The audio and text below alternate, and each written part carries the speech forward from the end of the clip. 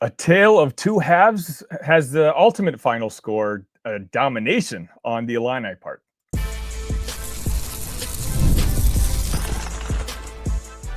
You are Locked On Illini, your daily podcast on the Illinois Fighting Illini. Part of the Locked On Podcast Network, your team every day. Yeah, that opening statement made no sense. I don't even know what I tried to say there. Thank you all for joining me. Illinois wins 45-19. Speaking of making no sense, that game made no sense. And it's caught me a little off my rocker. I did want to say before I get started, today's episode is brought to you by FanDuel.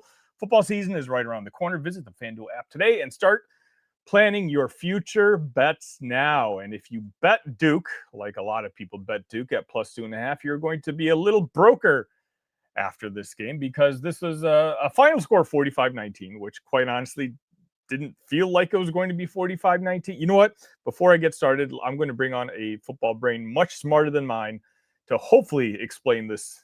And there he is, Kurt from the Eyes of the Big podcast. Kurt, what did we just watch? Boy, that was craziness. I'll start with, I predicted a loss in this game. I thought about it yesterday. I still stuck with a loss because I hadn't really learned much about Illinois in the first week. And boy, I thought I was spot on. You know, midway through that first half, we were getting dominated, still winning, but I was like, this it's not going to continue. And then, you know, it even took a little bit into the second half and it just flipped. I thought the way that our offensive line was getting absolutely worked in that first half and into the second half, I just figured at some point the tide was going to turn and they were going to take over, and it just never happened. I'm not sure the last time I saw us getting so dominated and then flipping it. You got to give a lot of that to Bielema and the coaching staff. Normally we don't come back from those types of games. We don't right the ship at halftime. So it's almost like I'm watching a different team right now. It's one of those where, again, you watch that first half and somehow Illinois was up 14-13, but anybody who was watching that game knows that score should have been like 20-3 Duke. We had a bunch of bounces just go our way, and I talked about it in our Illini Discord. We had a lot of bounces go our way last year, and are we going to just continue that luck going into this year? And at halftime, that's what it looked like. That if we were going to escape this game with a win, that it would be one of those games where you and I would come on this post game and be like, let's just be glad this game is over. But, you know, at halftime, which by the way, we'll go over the first half in a minute or so.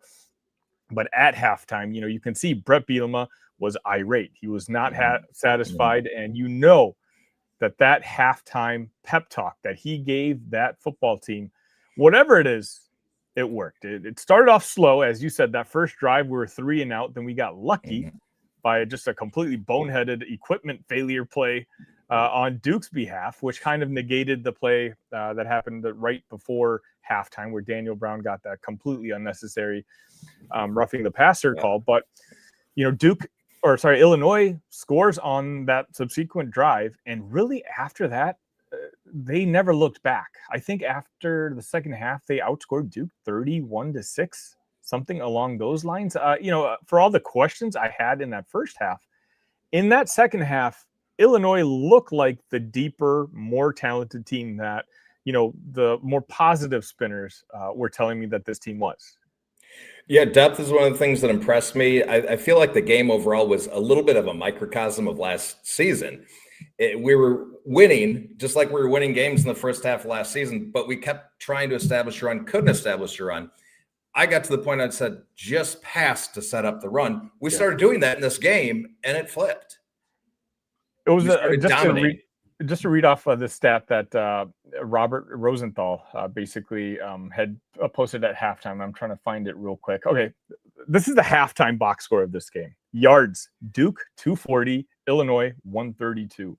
Sacks, Duke 4, Illinois 1. Tackles for loss, Duke 8, Illinois 1. Yards per play, Duke 6.5, Illinois 3.9. And yet the halftime score was Illinois up 14-13. And it's just one of those, for me, Kurt, I talked about this on the Voice of College Football late last night, that, you know, I know Illinois is a different program than what it was for the past, let's just say 20, 25 years or so that I've been watching. I certainly do have more confidence confidence with Bret Bielema in charge. But coming into last night, I remember you saying that you thought we were going to lose this game. And for some reason, my everydayers in this chat, which, by the way, if you are one, make sure you hit that like button on this particular video.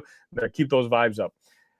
They know I've been kind of backtracking. I predicted 27-17 on Monday, but seeing this line at 2.5 and just seeing some of the people whose opinions I genuinely trust a lot all side with Duke, I felt like the pessimistic Illini fan in me started coming back. And I told my Discord this morning, I'm like, you guys, please, if I'm wrong on this, I want to, collective I told you so, which they absolutely gave me at the end of the game. But it's just seeing this dominant performance, and obviously it's the second half, but it's one of those where now I feel like I can genuinely breathe easier about where Illinois is at, like as a football program. Does that make sense?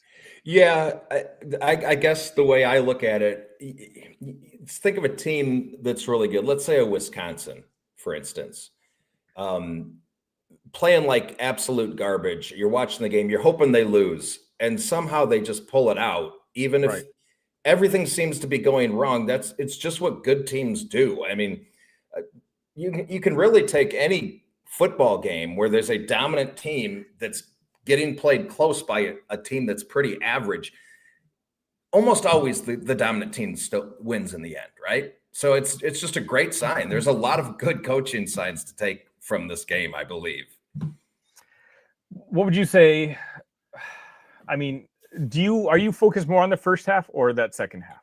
Well, you can't ignore the first half. I mean, the way the offensive line played, I don't know if you remember on your podcast, I issued a challenge to the offensive line. I said, look, if you guys are really this good, let's see you dominate from week one, play one, and not take it, no bad games, just out of the gate, play good throughout the season. I didn't expect they'd ever be dominant. I just wanted them to be good.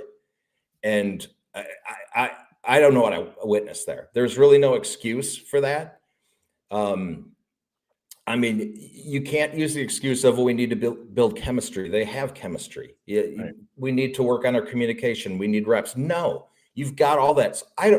Manny runs a different kind of defense, really aggressive, really disruptive.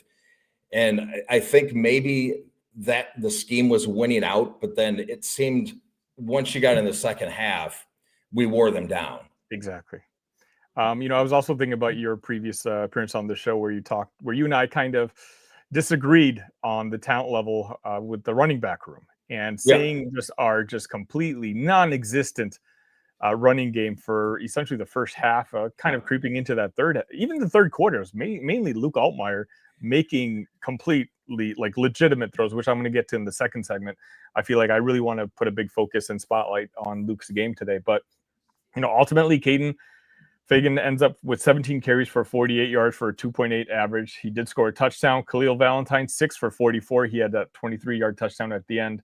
And Hank Beatty, which arguably, I feel like that's going to go in the end of season highlight package video. Hopefully after a successful season. But Aiden Laufrey, 6 carries and 5 yards. And quite honestly, I only remember 2 of those carries. I don't know if he got hurt in that second half, or I just don't remember seeing him. But overall, again, my concerns were, I know Illinois certainly looked bigger in that first half, but Duke's team just looked a lot faster. They looked more athletic, and they were really causing this offensive line problems, as you were saying. And the fact that we were up 1 at that point, we were, again, getting all the breaks, but just to see them kind of settle down. And Barry Lunny Jr. and Luke Altmire, I think, really made some adjustments in that second half. And you know what, Kurt, let's talk about that second half right after this real quick.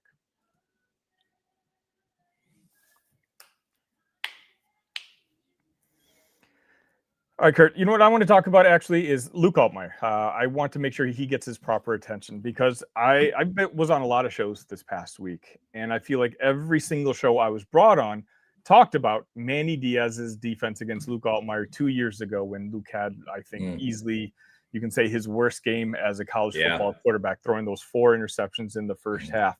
And then I'm watching PFF, the college version, and they're talking about how Luke is historically bad against, the blitz and whatnot. And I really thought that coming into this game, and again, I said this in the Voice of College Football show yesterday, that this had the potential of being kind of a legacy game for Luke Altmyer. And not that he needed to show much in the box score, but as long as he kind of kept his composure and played as a game manager, I think he could have redeemed himself for that loss 2 seasons ago. Not only did he do that, Kurt, he finished 22 for 31, 296 yards, 3 touchdowns. Luke Altmyer, we won that game because of the adjustments he made in that second half. All of a sudden, the more panicky, and again, his lack of offensive line help obviously had a lot to do with that, but I feel like his awareness was just not where it was supposed to be in that first half. But the adjustments Barry Lundy Jr. made in that second half, hey, quick crosses, let's just make quick throws, get the ball out of your hands, kind of settled Luke down a little bit to the point where all of a sudden he just had a dominant second half and arguably was the best player on the field today. Yeah, there was a time in that second half that I thought we're just passing at will at this point. They couldn't stop us. It was like they were on their heels backpedaling, and it was just a matter of trying to slow us down. With that said, I'm going to be a little critical of Luke. Yes, I agree. He was probably the key to winning this game. He wasn't getting much help from the offensive line in the first half, but I feel like he got off his game a little bit. Even when he did have time to throw, he missed a handful of throws that he should have made, and he normally does make. He'll miss 1 or 2 a game. He probably missed 4 passes that he should have hit, big ones too, for first downs. So I'm going to be a little critical there, but then the second half was amazing. Used his legs at the right times too. I'm not sure why they didn't maybe try that earlier, but as it got into the game, a couple plays where he pulled off the mesh and got a first down. So yeah, he did everything he needed to in a pretty bad situation if you're looking at the first half. So ultimately, he threw to 8 wide receivers. Hank Beatty, 8 catches for 128 yards again. And you know what? I came on the post game last week and I said, this was a great game by Hank Beatty, but is he the type of player that can be your number 1 player? I think at this point, I think the answer is yes. I think he makes plays, and you can tell that Luke trusts him. And, he'll give Hank the ball in situations where he needs Hank to make a play. And Hank's been making them. It's one thing when you do it against Western Illinois, but Duke's got a pretty solid defense. And the fact that Hank was able to replicate that performance he had last week, it speaks really well for him. Another guy who kind of replicated what he did last week. Again, my everydayers in here know this. My flag player from the offseason, Justin Bowick, 4 catches for 50 yards. And you can just tell, as I said before, the closer they get to the end zone, Luke is looking for number 0. He's looking for Justin because he knows that he just has to make a good enough pass. Justin can ultimately come down with it. Hudson Clement, 2 catches for 39 yards. Colin Dixon, 3 for 36. Malik Elzy, 2 for 21. Looked like it could have been a costly fumble in the first half, but he kind of made up for that with a really nice catch in that second half. And Khalil Valentine, 2 catches for 14 yards, and Cole Rusk 1 for 8. What are your thoughts on the wide receivers today? Okay, I'm not going to go through all of them, but I'm going to start with Beatty. I agree with you. I didn't think he was the kind of guy that could be your number 1 go-to. I'm starting to believe now. And the thing that he does so well is he just gets separation on almost every play. It doesn't matter how big or fast you are. If you run great routes, come in and out of cuts quickly, he does it, and he's always open. You mentioned Bowick. At one point in the game, I just kept saying, why isn't Bowick on the field more? Every time he's there, he's making a big play. He doesn't get enough snaps. I want to see more snaps from him. Khalil Valentine, very impressed today. His speed around the edge is really like we never got a chance to really see that last year. We saw his cutting ability in the box, but we didn't see a whole lot of speed, and we kept hearing how fast he was. Oof, man, he is fast.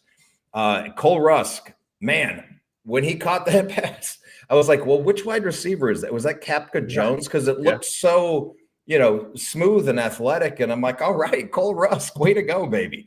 So, I mean, so many guys stood out, and there was a lot of depth that really stood out in the second half too, especially in defense.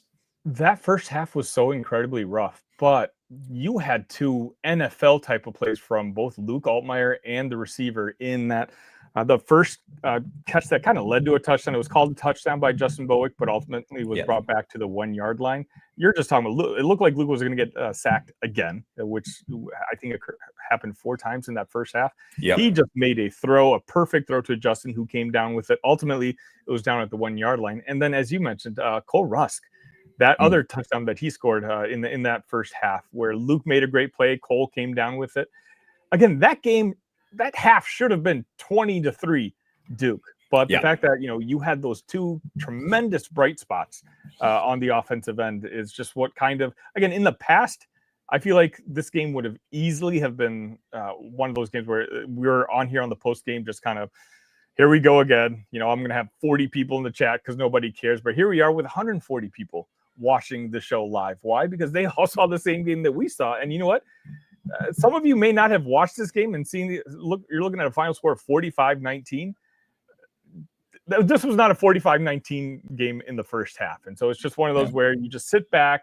And again, now I'm at the point where I trust Bret. And next time when I'm starting to preview that Indiana game, my everydayers in here know, beginning of the week, I'm going to feel super confident. As we get closer to game day, I'm like, Indiana does do this really well, blah, blah, blah. I want all of you to call me out in the comment section. Be like, no, remember what you said. We're going to trust in Bret Bielema. So, it's a great topic here. Let me ask you a question. Sure. When it was 14-13 at halftime and we were just getting worked, especially at the line of scrimmage, even the defensive line looked bad too. What did you think our chances of winning the game were? If you want me to be honest with you, Kurt, I live in Illinois, so I couldn't do it myself. So I texted my buddy to bet Duke plus 250. I got plus 250 odds just because it really looked like we were on top it was by accident. Duke was clearly the better team in the first half. It's funny because I'm going to have a national guy on the show on Monday. And the idea I had and I approached him with was, hey, I want to talk about that if Illinois wins, what the national perception of Illinois football was going to be. But anybody who watched that first half would be like, I mean, you still don't know with Illinois. Like, it's clearly not the 12th best team, now the 11th best team in the country. But now, all of a sudden, it's going to be a completely different conversation. Now I'm actually interested to see what he's going to say about this football thing. Were you confident they were going to turn things around? Nope. I was sure we were going to be talking about a loss. I was taking my notes, like, who am I going to criticize? Who am I going to come after? What woe is me? Things do I want to deliver to the audience as an old, bitter Illini fan? But coaching matters, as it turns out. 100%. This game, sure, the turnovers were a big part of it. That's part coaching, though. But man, in the past, we would not have won this game. No, not at all. Even the game plan against Mensa was really well put together. Mensa made some plays because he's a really good quarterback. He's excellent, actually. Yeah, but ultimately you can tell that they were not going to let him run the ball, that they were going to try to take away his first read because he doesn't like to go to his second or third read. And sometimes, he made some really good plays, but that's the game plan worked out because once Illinois started taking the lead, particularly in that second half, you kind of forced Mensa to make some throws that maybe he shouldn't have been making. And you came down with some of those turnovers. Then ultimately, again, there's no way I would have predicted a 45-19 victory. And it's just one of those where you can't help but to feel really good about that performance today. Yeah. I'm a little mixed because I'm concerned about the offensive line. Bart Miller has his work cut out for him this week. But the good news is we've got kind of a bounce back game. Hopefully, we can use it as a get right. All right. Let's talk about our outlook for the rest of the season right after this.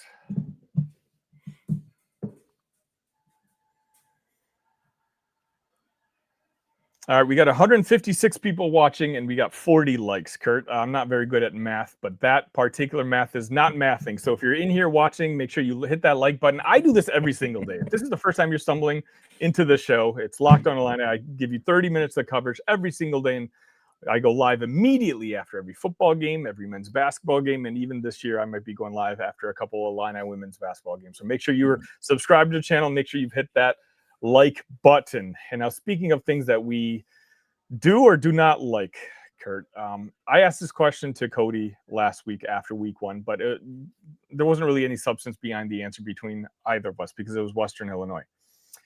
The mood, the impressions that you had of this football team before this kickoff, have they changed now that the game is over? I wouldn't say they're higher or lower. I'm looking at different things. Mm-hmm. And again, not to belabor the offensive line, but boy, that was really concerning. But then the turnovers, my goodness. I mean, that's effort, that's coaching, that's scheme, all those things play in. And then having your back up against the wall, despite the 1-point lead, and being able to fight back, it's encouraging too. So I had us at 8-4 before the season, but I had us losing to Duke. Right. I'm not ready to switch it to 9-3. I think I'm still sticking with 8-4. I'm not. I don't know. Maybe Indiana's that loss. I'm not sure, but I don't know that I feel very different right now. Just my concerns in different areas. So I completely agree with you in the offensive line. I think you and I were talking about, whether they're a top 1/3 group in the Big Ten conference. Through 2 games, that's clearly not the case. Mm-hmm. I don't know what the issue is. I don't know if, J.C. Davis and his plantar fasciitis that he had in training camp, if that's just, is he still feeling the lingering effects of that? Is he just not in sync with the other offensive linemen? Because that's not the group that either you or I kind of envisioned coming into this year. And it's one thing to have that sort of performance against Western Illinois and Duke, but once we really get into the teeth of that Big Ten schedule, I hate to say this, but I'm sure you'll recognize this. This seems to be a trend of Bart Miller offensive lines. Like in the first half of the season, we're always trying to figure out what's going on and what kind of adjustments need to be made. Mm-hmm. And then all of a sudden, they just snap a couple fingers, and by the end of the year, it's one of the best offensive lines, in the conference. And of course, we hope that's going to be the case this time around. But clearly, I think, the wide receiver separation was kind of an issue for me in that first game. I think the wide receivers played pretty well today. I kind of had my eyes. I think Clement dropped one. LZ obviously had that one that could have been a fumble. But I think ultimately the wide receiver group I'm less worried about than I am the offensive lineman. Yeah, for sure. The Clement drop was just a great play by the defensive back. I can't fault Hudson. The defender made a great play and basically punched the ball out as he was catching. So I don't even count that as a drop. I just count it as a good defensive play. And multiple times in the Talk Illini Discord, which, by the way, the link should be in the description, guys. It was buzzing today as we were basically 300 Illini fans talking about whatever game's ongoing at the time. You need to join us if you haven't already. But we just kept talking about. I forgot what we were just talking about. I just distracted myself. The offensive line versus the wide receivers. You said you felt better about wide receivers. Kind of. Yeah. Okay. Well, regardless. The point is, my outlook when I think about the rest of the season, it's the concern is clearly there for the offensive line, wide receivers. This was it. Multiple times I'm like, you know what? Great coverage there. Mensah on some, like a lot of us were saying, you know what? We wish Luke would have the same time to throw that Mensah had in that first half. But a lot of those times, despite all that time, Mensah did not make a throw. He would just have to run out of bounds, or he'd have to throw it out of bounds. And we talked about great coverage plays. And so I want to give the flowers to the coverage, those defensive backs, today, because I know Mensah still ended up with pretty decent numbers. He was 23 for 34, 334 yards, 2 touchdowns, and 1 interception. But truthfully, I think that the game plan that Aaron Henry and Bret Bielema devised for Mensah and executed by these players gets a huge thumbs up for me. In particular, even in the first half where the Illinois offense was struggling, I thought the Illinois defense did a really solid job throughout the game. Yeah, we played a lot of defensive backs too. That was the encouraging thing. Tyler Strain got more reps than we've seen in a long, long time. Tanner Halkel got out there. A number of other players. I agree with you. They played pretty well. The only thing that disappointed me is Xavier got beat a couple times. Yeah, including for that touchdown. And it happens to defensive backs. I hold them up to a different standard. It's because that's kind of what we're used to. Right. Right. Over the past couple of years, when we think of our number one guy, if someone else gets beat, that's one thing. And I'm not trying to be unfair to Xavier. He's still obviously an above average, a great defensive back. But I noticed the same things. Some of the plays that some of the guys in the past may not have let happen, Xavier did happen. But you know what? Mensa's a really good quarterback. And those Duke wide receivers, I'm going to go through the all 22, hopefully whenever I receive it. Usually it's Sunday night or Monday morning. The routes that I saw, at least from the replays from the Duke wide receivers, were just done really, really well. And I think that's kind of good coaching. When you combine good routes with an NFL caliber quarterback, guess what? You're going to make yardage. And that's where I think a lot of that 334 yards came from. Yeah, that transfer from Harvard, he was impressive. Yeah. He only had 4 catches, but for 88 yards, and he made them count. Yeah, they were pretty good. Andrew Anthony, 2 touchdowns. It only took me 2 plays for me to get really sick of that guy. That first play, that first touchdown that he got, where he got his toes in, was just one of the best plays we've seen. I thought, no way that's going to be upheld. He wasn't in bounds. He absolutely was, and he absolutely held control of it the entire time in his right hand. All right, let's get to some comments real quick before we let you guys go. Larry says, kind of look like 2 different teams in the 2 halves. Absolutely. It's just, again, similar. Phil says that game was like the tale of 2 halves for sure. I mean, I might as well just title that for this particular video. Travel says Lenny was spectacular in that second half, and he has some thoughts on Brandon Walker, which I won't say on the show. St. Dominic's Rosary says, great win, Illini. Just need to work on the offensive line. Yeah, I mean, I think that's kind of ultimately the thoughts that we have, right? 45-19, none of us can be upset with that victory. It's not one of those where if they barely squeeze by 28-27, we take the W, but then we feel bad about it. I feel good about this game, but I know I've got this week to really talk about things where I do have concerns for this team moving forward. One more criticism I will throw out there is I didn't think Tommy Durajaye, I'm still learning how to, but I'm talking about. Yeah. I just call him Tommy D. And James Thompson, they did not have great games. And there was a point when they were playing so poorly, they both got yanked at the same time. And that's concerning. Caitlin says they really wore down Duke throughout the game. Yeah, I think ultimately you could see in the fourth quarter, Duke was just, and that's kind of the difference, right? When you have one of the better Big Ten teams and you're going up against a team like, let's just say, you can say top tier ACC, but not quite the Clemson level, but just a good ACC team. The ACC team may have some talent. I think there's like 4 or 5 pros probably on that Duke Blue Devils team, but they're not going to be able to compete when it comes to pure depth wise with not just a good Big Ten team, but a team that Bret Bielema built. That's kind of what one of his main focuses is at all time. And you can clearly see that the Duke team was just gassed by the time you hit that fourth quarter. And that's another compliment I'm going to give Bret is the big difference to me between this year and last is we have more depth. It's obvious. We play more guys, which that helps you throughout a game and helps you throughout a season. So that's encouraging. Bob, you and I talked about this, Kurt. Hearing Illini chants on my TV was amazing. Thank you, Illini community. Absolutely. Shout out to those of you who made it down to Durham for that game. We heard all of you. If you're going to be listening to this podcast on your way home or on the flight home, you guys did a fantastic job. And it's just nice to, Illinois is known to have one of the most rabid traveling fan bases when it comes to basketball. And now you're really starting to see that those same type of people maintain that energy and go to these road games where it genuinely matters, because that Duke Stadium was not full. It's not like there was thousands and thousands of Duke Blue Devils fans. Like Illinois they made an impression on that game. At least the fans, I truly believe. Duke walked in there and like, all right, that's a lot more orange than I wanted to see.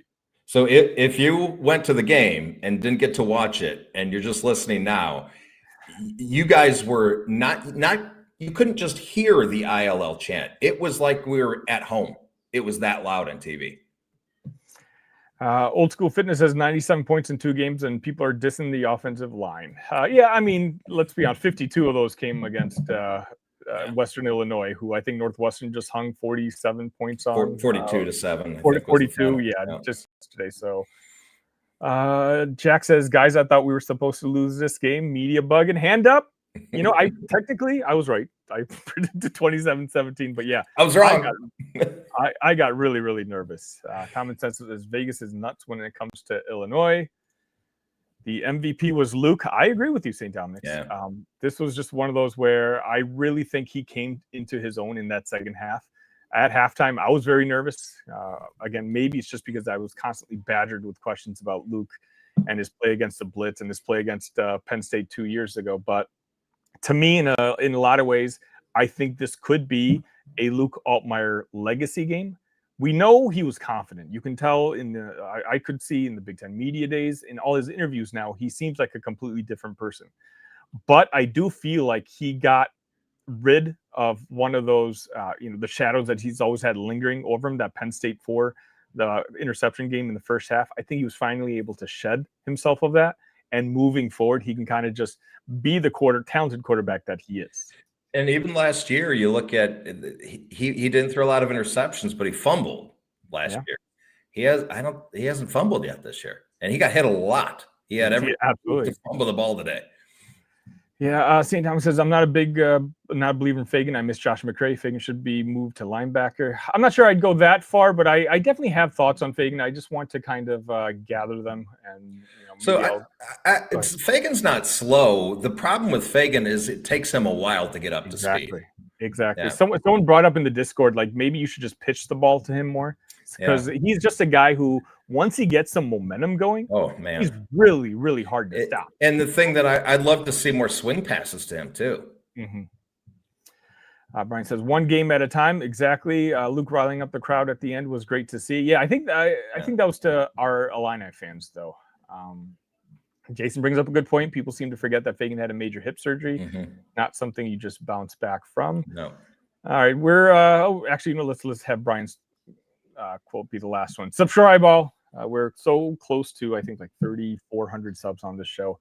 Kurt, a W is a W, right? It may not have felt like that in that first half, but ultimately 45-19, we're Illini fans. We've been Illini fans a lot longer than, a lot of the viewers that are watching this video. So I don't think you or I are ever going to feel apologetic about a game like this. It's just we both circle this game as a huge key game on the Illini schedule. And ultimately, Illinois in that second half look like they very well could be the 11th best team in the country. And I think that's all you can ask for. Yeah. And as far as the offensive line, sometimes you just have a bad matchup. So let's not I've piled on them, but maybe let's all take a step back here and see what happens the next few weeks. All right, Kurt, before I end the show, can you let the folks know where they can find your work? Yeah, sure. I'm co-host of the Eyes on Big podcast.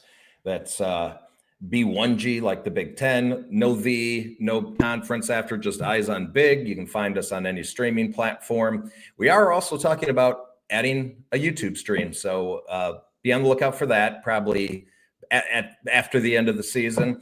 But I'm Big Kurt. My co-host is Jeffrey the Greek. We also have a third host, which is Jordan Eggleston. So please tune in. We cover all 18 teams. If you're an Illini fan that maybe wants to hear about an upcoming opponent, it'd be a great way to get some background on them. I appreciate you, Kurt. I'll see you back on the show soon. All right, Sonny. Thanks.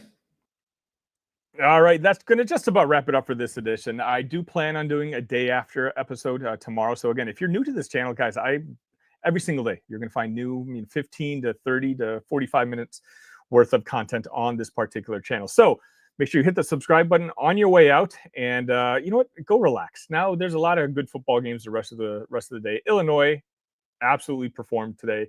A feel-good game. Yeah, we have concerns. We'll get to that later in the week. Until next time, ILL. Love you guys.